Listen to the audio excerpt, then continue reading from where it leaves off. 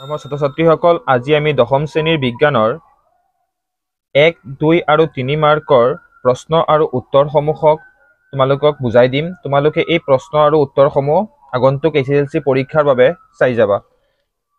2 number প্ৰশ্ন ইয়াত চাবা 2 নম্বৰ প্ৰশ্নটো কি দিছে যে সকলো এচিড আৰু ক্ষাৰকৰ সাৰ্বজনীন গুণ কি?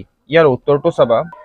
ইয়াৰ উত্তৰ হ'ল সকলো এচিড আৰু ক্ষাৰকে দ্ৰৱত যথাক্ৰমে হাইড্ৰজেন আয়ন H+ আৰু হাইড্ৰক্সাইড OH- উৎপন্ন কৰে। নেক্সট কুৱেশ্যনটো হ'ল অৰ্জিত চৰিত্ৰ বুলিলে কি বুজা? ইয়াৰ উত্তৰ হ'ল ব্যক্তিগত পৰিৱেশৰ পৰিৱৰ্তনৰ ফলত জীৱই জন্মৰ পিছত অৰ্জন কৰা বৈশিষ্ট্য যিবোৰ পিতৃ-মাতৃৰ পৰা আহৰণ কৰা নহয় তাক অৰ্জিত চৰিত্ৰ বোলে। নেক্সট কুৱেশ্যন হ'ল 7 নম্বৰটো কৰিবা। এটা উজ্জ্বল মুগা ৰঙৰ X বায়ুত গৰম কৰা কলা হৈ পৰিল।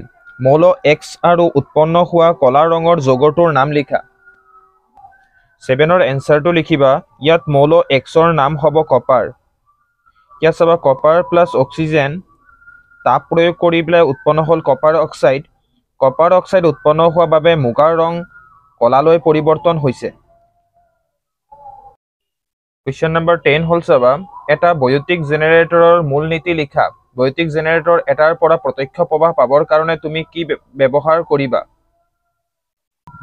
10 নম্বৰ এনচাৰটো লিখিবা। বৈদ্যুতিক জেনেৰেটৰ এটা নিৰ্মাণ কৰোঁতে বিদ্যুৎ চুম্বকীয় আবেশৰ নীতি অনুসৰণ কৰা হয়।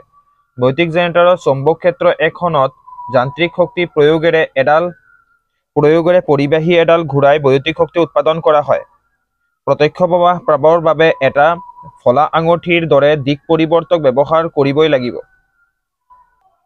কুৱেশ্যন নম্বৰ 11 চাবা গ্ৰহই তিৰবিৰাই নাথাকে কিয়? মহাকাশচাৰী এজনে আকাশৰ ৰং নীলাৰ পৰিৱৰ্তে কলা দেখে কিয়? উত্তৰ চাবা গ্ৰহবোৰ পৃথিৱীৰ নিচেই ওচৰত অৱস্থিত, সেইবাবে সিহঁতক বিস্তৃত উৎস হিচাপে গণ্য কৰিব পাৰি।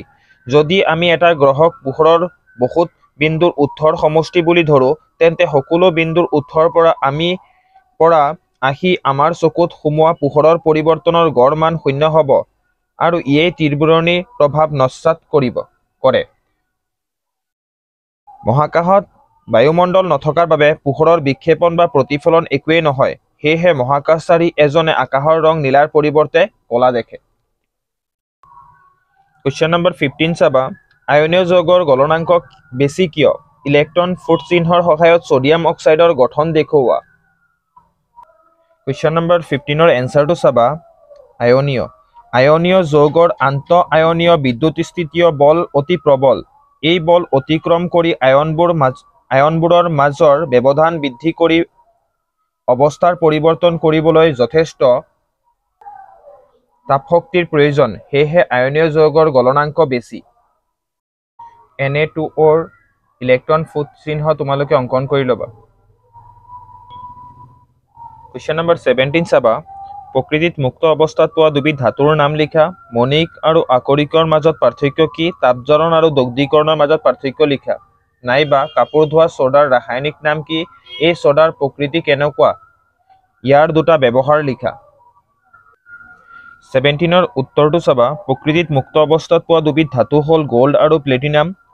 মণিক আৰু আকৰিকৰ মাজত পাৰ্থক্য। পৃথিৱীৰ খোলাটোত মৌল বা যৌগ অৱস্থাত পোৱা পদাৰ্থবোৰেই হ'ল মণিক, আনহাতে যিবোৰ মণিকত কোনো এবিধ পদাৰ্থ সৰহ পৰিমাণে থাকে আৰু তাক লাভজনকভাৱে আহৰণ কৰিব পৰা যায়, সেয়াই হ'ল পদাৰ্থবিধৰ আকৰিক। 2 নম্বৰ পাৰ্থক্যটো হ'ল সকলো মণিক আকৰিক নহয়, কিন্তু সকলো আকৰিকেই মণিক। দগ্ধীকৰণ আৰু তাপজাৰণৰ মাজত পাৰ্থক্য হ'ল চাবা দগ্ধীকৰণ আকৰ এটাত বায়ুহীন পৰিৱেশত বা পৰিমিত বায়ুৰ উপস্থিতিত গলনাংকৰ তলত উত্তপ্ত কৰা হয়, আনহাতে তাপজাৰণত আকৰ এটাক অতিৰিক্ত বায়ুৰ উপস্থিতিত গলনাংকৰ তলত উত্তপ্ত কৰা হয়। 2 নম্বৰ হ'ল কাৰ্বনেট আকৰকৰ দগ্ধীকৰণ কৰা হয়, আনহাতে ছালফাইড আকৰৰ তাপজাৰণ ঘটোৱা হয়। নাইবা দি পেলাই আমাক প্ৰশ্ন এটা দিয়া আছিলে, ইয়াৰ উত্তৰটো লিখি ল'বা। কাপোৰ ধোৱা ছ'ডাৰ ৰাসায়নিক নাম ছ'ডিয়াম কাৰ্বনেট। এই ছ'ডাৰ প্ৰকৃতি ক্ষাৰকীয়। ইয়াৰ দুটা ব্যৱহাৰ হৈছে কাঁচ আৰু চাবোন উদ্যোগত আৰু 2 নম্বৰ হ'ল স্থায়ী কঠিন পানীৰ কঠিনতা দূৰ কৰিবলৈ। কুৱেশ্যন নম্বৰ 18 লিখি ল'বা সম্ভ্ৰান্ত গেছবোৰ এটা সুকীয়া বৰ্গত কিয় স্থান দিয়া হৈছে? আধুনিক পৰ্যায়বিত তালিকাত পৰ্যায় এটাৰ ধাতৱীয় ধৰ্ম কেনেদৰে সলনি হয়? বি নম্বৰটো দিছে পৰ্যায় এটাত মৌলবোৰৰ পাৰমাণৱিক আকাৰ কিদৰে সলনি হয় লিখা। কুৱেশ্যন নম্বৰ 18 এৰ এনচাৰটো লিখিবা। সম্ভ্ৰান্ত গেছসমূহৰ বহিঃখোল সম্পূৰ্ণভাৱে নিষ্ক্ৰিয়, সেয়েহে সিহঁতক এটা সুকীয়া বৰ্গত স্থান দিয়া হৈছে। আধুনিক পৰ্যায়বিত তালিকাত পৰ্যায় এটাৰ ধাতৱীয় ধৰ্ম বাওঁফালৰ পৰা সোঁফাললৈ ক্ৰমান্বয়ে হ্ৰাস পায়। বি নম্বৰটোৰ এনচাৰ লিখিবা। পৰ্যায় এটাৰ বাওঁফালৰ পৰা সোঁফাললৈ মৌলবোৰৰ পাৰমাণৱিক আকাৰ ক্ৰমে হ্ৰাস পায়। ইয়াৰ প্ৰধান কাৰণ হ'ল পৰ্যায় এটাৰ বাওঁফালৰ পৰা সোঁফাললৈ মৌলবোৰৰ নিউক্লিয় আধানৰ মান বৃদ্ধি হয়। কুৱেশ্যন নম্বৰ 24টো লিখিবা। পখিলাৰ পাখি আৰু বাদুলিৰ ডেউকাক সমসংস্থ অংগ বুলি ক'ব পাৰিনে? কিয় পাৰি বা কিয় নোৱাৰি? নাইবা জীৱাশ্মসমূহ কি? বিৱৰ্তনৰ সম্পৰ্কে জীৱাশ্মসমূহে আমাক কি আভাস দিয়ে? উক্ত অংগ দুবিধক সমসংস্থ অংগ বুলি ক'ব নোৱাৰি, কাৰণ উক্ত দুয়োবিধ অংগৰ মৌলিক গঠন আৰু উৎপত্তিৰ উৎস বেলেগ বেলেগ। বাদুলিৰ ডেউকা আগ ঠেঙৰ ৰূপান্তৰ, কিন্তু পখিলাৰ পাখি নহয়। এনেবোৰ অংগ যাৰ উৎপত্তিস্থল বেলেগ আৰু মৌলিক গঠন বেলেগ কেৱল এনেধৰণৰ কাৰ্য সম্পাদন কৰে তেনেবোৰ সমভিত্তিক অংগহে সমসংস্থ অংগ নহয়। নাইবা 24 চাবা আৰু এটা প্ৰশ্ন দিয়া আছিল, তাৰ উত্তৰটো হ'ব জীৱাশ্মসমূহ হ'ল পুৰণি শিলাস্তৰৰ মাজত পোৱা জীৱৰ অৱশিষ্ট সাঁচ। জীৱাশ্মই বিৱৰ্তনৰ সাক্ষ্য বহন কৰে। পৃথিৱীৰ অন্তৰ্ভাগত থকা শিলাস্তৰৰ অধ্যয়ন কৰিলে দেখা যায় যে গভীৰতৰ পৃষ্ঠৰ শিলাস্তৰৰ মাজত পোৱা জীৱাশ্মবোৰ সৰল জীৱৰ, আনহাতে আপেক্ষিকভাৱে ওপৰৰ পৃষ্ঠৰ শিলাস্তৰত পোৱা জীৱাশ্মসমূহৰ তুলনামূলকভাৱে জটিল জীৱৰ। জীৱাশ্মৰ অধ্যয়নৰ বিৱৰ্তনৰ স্তৰবোৰ নিৰ্দেশ কৰে। কাৰ্বন ডেটিং পদ্ধতিৰে জীৱাশ্মৰ বয়স নিৰ্ধাৰণ কৰি পোৱা তথ্যই বিৱৰ্তনৰ সাক্ষ্য দাঙি ধৰে। কুৱেশ্যন নম্বৰ 25টো চাবা। নিউৰনৰ গঠনৰ এটা চিত্ৰ আঁকা আৰু ইয়াৰ কাৰ্য বৰ্ণনা কৰা।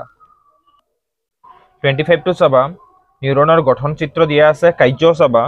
ডেনড্ৰাইটে স্নায়ু প্ৰেৰণা গ্ৰহণ কৰি কোষ দেহলৈ কঢ়িয়াই নিয়ে। কোষ দেহৰ পৰা লাভ কৰা স্নায়ু প্ৰেৰণা বা স্নায়ু কোষ পেশী অথবা অংগলৈ কঢ়িয়াই একচনৰ প্ৰান্তীয় শাখাই নিঃসৰণ কৰা ৰাসায়নিক স্নায়ু প্ৰেৰকৰ দ্বাৰা এই কাৰ্য সম্ভৱ হয়। কুৱেশ্যন নম্বৰ 27ৰ চাবা, ইয়াত 2 নম্বৰটো চাবা। হাইড্ৰজেনেশ্যন বিক্ৰিয়া কাক বোলে? ইয়াৰ এটা ঔদ্যোগিক প্ৰয়োগ লিখা। উত্তৰটো চাবা, উত্তৰ লিখি ল'বা। এই 2 নম্বৰটো উত্তৰটো লিখি ল'বা তোমালোকে। অনুঘটকৰ নিকেল আৰু লেডৰ উপস্থিতিত অসম্পৃক্ত হাইড্ৰকাৰ্বনৰ লগত হাইড্ৰজেন যোগ কৰি সংপৃক্ত হাইড্ৰকাৰ্বনলৈ ৰূপান্তৰ কৰাকে হাইড্ৰজেনেশ্যন বুলি কোৱা হয়। লিখি ল'বা। ইয়াৰ ব্যৱহাৰ হ'ল উদ্ভিদৰ তেল হাইড্ৰজেনযুক্ত কৰি বনস্পতিৰ ঘি উৎপন্ন কৰা হয়। কুৱেশ্যন নম্বৰ 3টো লিখি ল'বা। লোহা জোৰা দিয়া সময়ত কোনটো হাইড্ৰকাৰ্বনক অক্সিজেনৰ লগত দহন কৰা হয়? ইয়াৰ উত্তৰ লিখিবা ইথাইন। কুৱেশ্যন নম্বৰ 19টো চাবা, কি দিছে? এজন মানুহে দৃষ্টিৰ বিকাৰৰ প্ৰতিকাৰক হিচাপে +1.5 ডায়োপ্টাৰ ক্ষমতাৰ লেন্স ব্যৱহাৰ কৰিবলগীয়া হৈছে। 1 নম্বৰ, তেওঁ দৃষ্টিৰ কি বিকাৰত ভুগিছে? 2 নম্বৰ দিছে প্ৰতিকাৰ লেন্সখনৰ প্ৰকাশ দৈৰ্ঘ্য কিমান? 3 নম্বৰ দিছে প্ৰতিকাৰ লেন্সৰ প্ৰকৃতি কি? 19ৰ 1 নম্বৰটোৰ এনচাৰ লিখিবা। মানুহজনে হাইপাৰমেট্ৰপিয়া বা দূৰদৃষ্টিগ্ৰস্ততাত ভুগিছে। 2 নম্বৰটো কৰি দিয়া আছে, 2 নম্বৰটো লিখি ল'বা তোমালোকে। প্ৰতিকাৰ লেন্সখন অভিসাৰী প্ৰকৃতিৰ। কুৱেশ্যন নম্বৰ 15টোও লিখি ল'বা। ভূকেন্দ্ৰাবেগী চলন বুলিলে কি বুজা? 16টোও লিখিবা। সৌৰচুলা ব্যৱহাৰৰ সুবিধা আৰু অসুবিধাসমূহ কি কি? 17 নম্বৰ প্ৰশ্নটো লিখিবা। নিউক্লিয় শক্তি কি? এই শক্তি ব্যৱহাৰৰ দুটা অসুবিধা উল্লেখ কৰা। 15ৰ এনচাৰটো লিখিবা। উদ্ভিদৰ শিপা সদায় মাটিৰ তললৈ গতি কৰে বা অধোমুখী চলন, আনহাতে কাণ্ড সদায় মাটিৰ ওপৰলৈ ঊৰ্ধ্বমুখী দিশত গতি কৰে।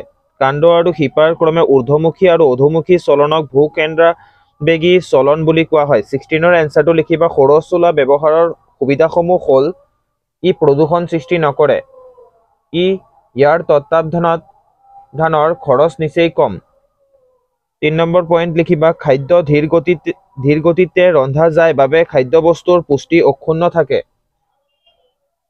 সৌৰ চুলা ব্যৱহাৰৰ অসুবিধাসমূহ হ'ল ৰাতি বা মেঘাচ্ছন্ন বতৰত ব্যৱহাৰ কৰিব নোৱাৰি। খাদ্য প্ৰস্তুতকৰণত অধিক সময়ৰ প্ৰয়োজন হয়।